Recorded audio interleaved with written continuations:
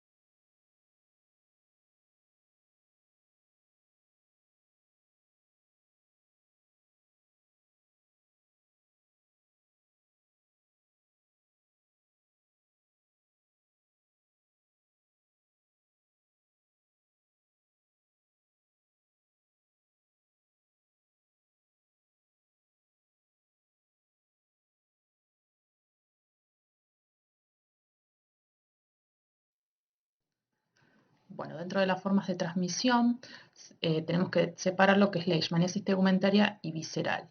Como yo les comenté, los roedores, las comadrejas y otros animales silvestres pueden ser fuente de parásitos y en estos casos el humano, los equinos y los perros funcionan como huéspedes accidentales. En el caso de la leishmaniasis visceral, el flebótomo adquiere las leishmanias del perro, que sería la forma domiciliar o peridomiciliar o rural. Pueden también intervenir los zorros y estos son transmitidos al hombre. En general pueden estar involucrados también roedores y comadrejas para mantener el ciclo de las leishmanias viscerales. Vamos a hablar un poco del vector, que es el flebótomo. Es la fotito principal que les mostré en la presentación. Pertenecen al género Lutzomia. Para que sepan, hay 26 especies de estos flebótomos. Acá están descritas un poco los que causan la leishmaniasis cutáneo-mucosa. Y hay uno solo que causa leishmaniasis visceral que se encuentra en el país, que es la Longipalpis, que entonces solamente transmite la leishmanía infantum. Y como yo les comenté, solo hay riesgo de un tipo de enfermedad donde circula el vector y ese es parásito específico para esa leishmaniasis. Para que sepan un poquito, los flebótomos se reproducen muy diferente a lo que es el mosquito Aedes, que es el que transmite el dengue. En general no necesitan agua acumulada para reproducirse y se encuentran en zonas selváticas y de montes donde hay abundante vegetación y humedad. Esta es una foto entonces del flebótomo para que vean el tamaño real es de 2 a 4 milímetros, es bastante más chiquito que el mosquito Aedes. Bueno, y un poco para contarles sobre el flebótomo. El adulto vive aproximadamente 2 meses. Como yo les expliqué, los huevos no resisten la desecación y están sumergidos en agua por más de 48 horas.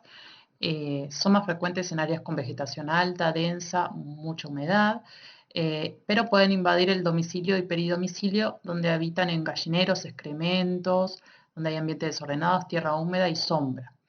Son insectos que vuelan en general a las 6 o 7 de la tarde en forma vespertina y en general estos insectos se alimentan de frutos y de la vegetación del monte y selva, pero las hembras sí son hematófagas, así que pueden alimentarse de sangre de animales como del ser humano.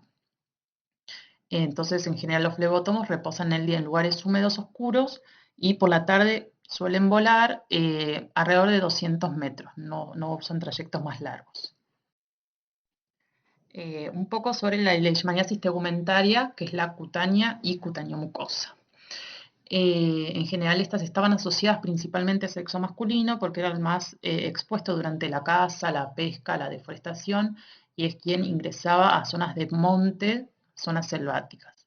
Lo que ha pasado en este tiempo es que hay zonas de deforestación, entonces esta vegetación densa y húmeda se convirtió en una zona cercana a la urbana, ¿sí? Hay personas que se ubicaban cerca de estas zonas de deforestación, entonces es donde el hombre y la mujer son infectados por igual, ya que se encuentran cercanas a estas zonas. Y los flebotomos invaden las zonas de peridomicilio. Bueno, en Argentina, principalmente la leishmaniasis cutáneo-mucosa compromete las zonas de las provincias de Salta, Jujuy, Tucumán, Catamarca, Santiago del Estero, Chaco, Misiones y Corrientes. Hay lugares donde se encontró el vector, que son Santa Fe, Entre Ríos y el norte de Córdoba, pero no hay presencia de enfermedad porque está solamente el vector y no se han encontrado leishmanias que puedan transmitir. Igualmente es muy difícil conocer el número real de casos porque muchos no son notificados ni diagnosticados.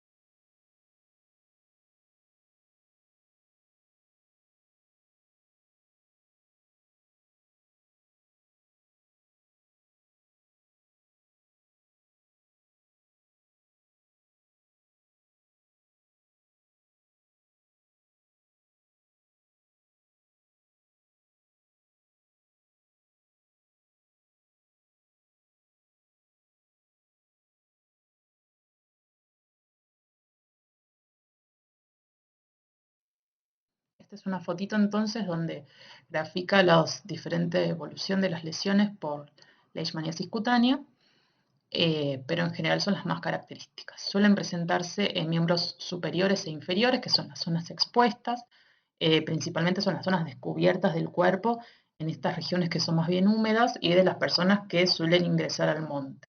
Puede también haber adenopatías palpables. Y esta es una de las fotitos de la leishmaniasis cutáneo-mucosa. ¿Sí? En general, cuando la persona no recibió tratamiento o recibió un tratamiento incompleto, puede ocurrir que la lesión, que principalmente fue cutánea, invade después de meses o años los tejidos mucosos. Entonces puede afectar nariz, faringe, laringe, y lo que hace es provocar pérdida de estos órganos como lo que es el tabique nasal y las cuerdas vocales. Acá donde vemos en la foto, la parte de la punta de la nariz se cae, y también puede haber pérdida de fonación, complicaciones infecciosas, y esto sí o sí requiere cirugía reparadora porque son lesiones irreversibles.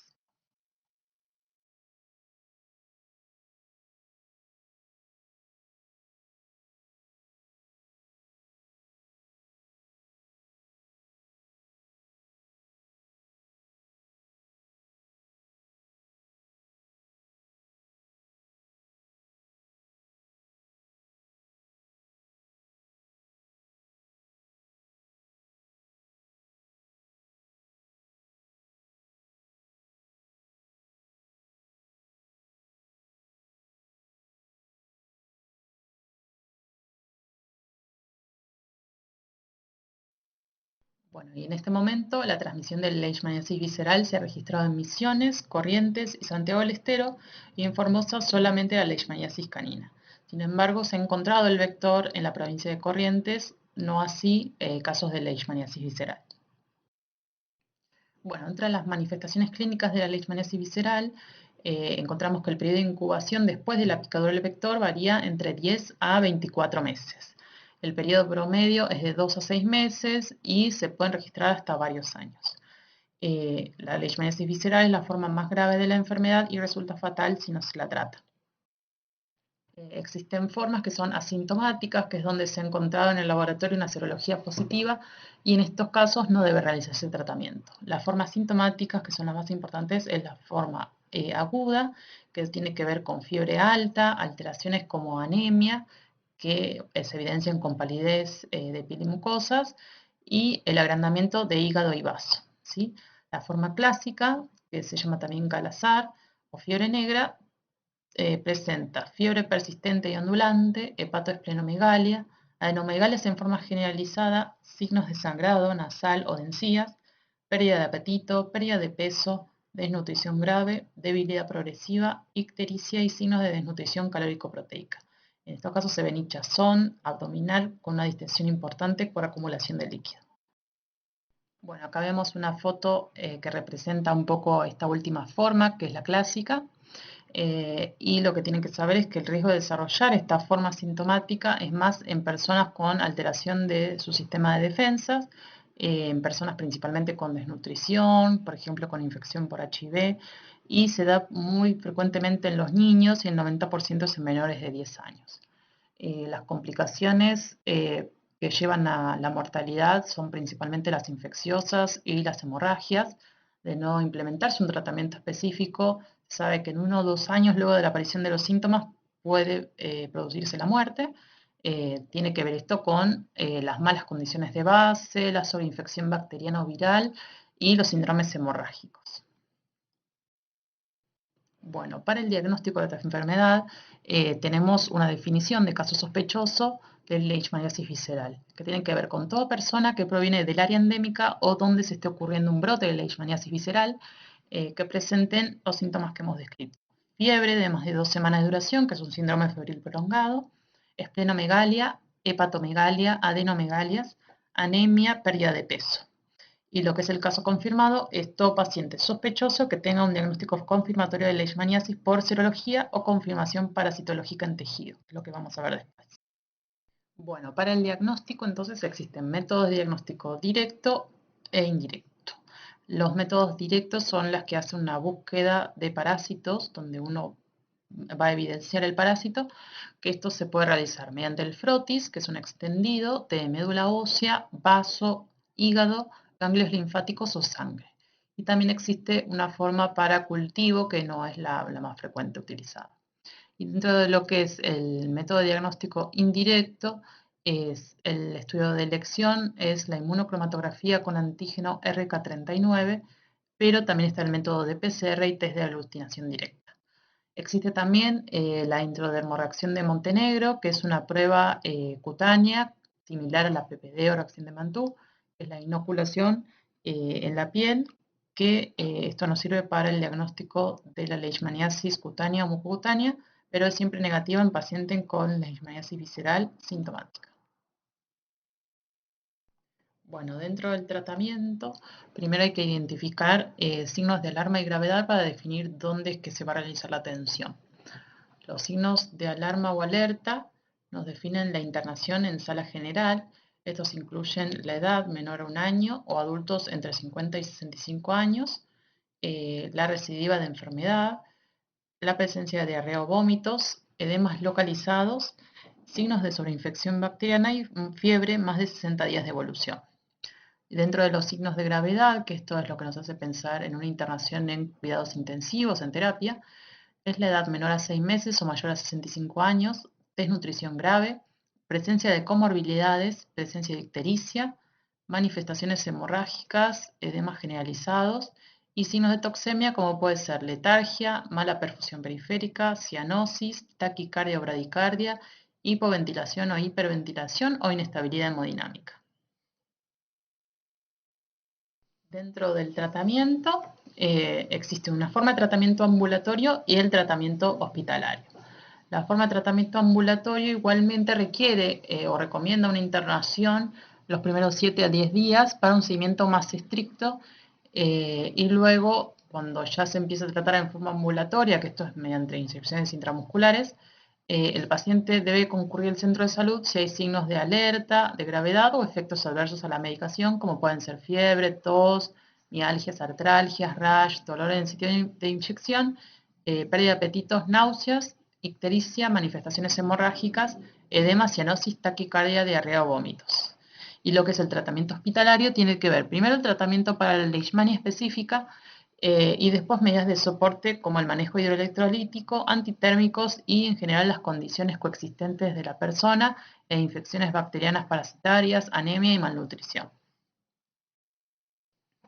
Para el tratamiento se usa entonces antimoniales pentavalentes como el antimoniato de meglumina, que el glucantime es la forma comercial, el estivogluconato de sodio y la anfotericina B, que puede ser desoxicolato o liposomal. Los antimoniales pentavalentes están contraindicados en algunos pacientes, que son las embarazadas, los pacientes con insuficiencia renal, pacientes que recibieron trasplante renal, con QT prolongado, los que utilicen beta bloqueantes o estén en tratamientos de arritmias.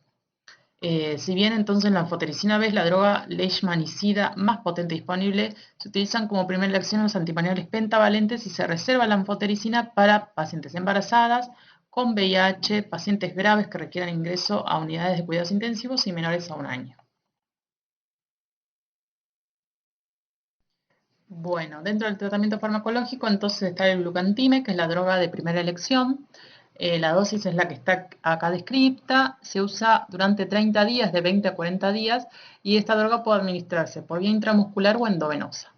Previo al tratamiento, lo ideal es hacer un electrocardiograma, ver la función hepática, renal y pancreática y realizar un test de embarazo en mujeres en edad fértil. Los efectos secundarios más frecuentes son primero leves, que pueden ser fiebre, tos, artralgias, mialgias, rash, dolor en el sitio de la inyección, pérdida de apetito, náuseas o formas más graves como la toxicidad cardíaca, renal, pancreática o hepática, que es lo que nos lleva a la interrupción del tratamiento. La anfotericina, quizás esta ya la conocen, puede usarse la desoxicolato, que es la que se usa endovenosa durante 14 a 20 días. Y las formulaciones lipídicas, también endovenosa, se puede usar 7 días en dosis de 3 miligramos kilo día o durante 5 días en dosis de 4 miligramos kilo día. Los efectos secundarios son fiebre y escalofríos, principalmente durante la infusión, nefrotoxicidad e hipocalemia con acidosis metabólica, principalmente con la desoxicolato, que ocurre en el 20 a 30% de pacientes, y en general las formas lipídicas tienen menos efectos adversos con una reducción del 50% en lo que es nefrotoxicidad. Dentro de los criterios de curación se encuentra alrededor de los 7 a 10 días un descenso de la temperatura, mejoría del estado general y aumento de apetito. La fiebre desaparece alrededor del 5.º día y la hepatosplenomegalia en las primeras semanas suele mejorar. A partir de la segunda semana empiezan a mejorar los parámetros de anemia, leucopenia, plaquetopenia y las proteínas tardan un poquito más en mejorar alrededor de algunos meses. Pueden haber recaídas de la enfermedad, generalmente se producen en el 5% de los pacientes de leishmaniasis visceral y suele producirse en el primer año post-tratamiento, en general durante los primeros 3 meses. Bueno, y para ir finalizando, algunas medidas de prevención. Dentro de las medidas generales se encuentran el control de la población de flebótomos y el manejo ambiental. Lo que se trata de hacer es que los patios, jardines o terrenos estén libres de malezas y material orgánico que pueda descomponerse. Se trata de evitar el asentamiento en áreas de transmisión o deforestación reciente. Evitar la exposición al flebótomo, que tiene que ver con el tiempo donde oscurece hasta el amanecer. Si se puede, no ingresar a las zonas de monte donde hubo casos de leishmaniasis y en caso de ser necesario utilizar repelente, que se usa el DIT al 20% o mayor. Utilizar ropa que cubra el cuerpo, principalmente mangas y pantalones largos para las zonas donde frecuentemente son más picadas.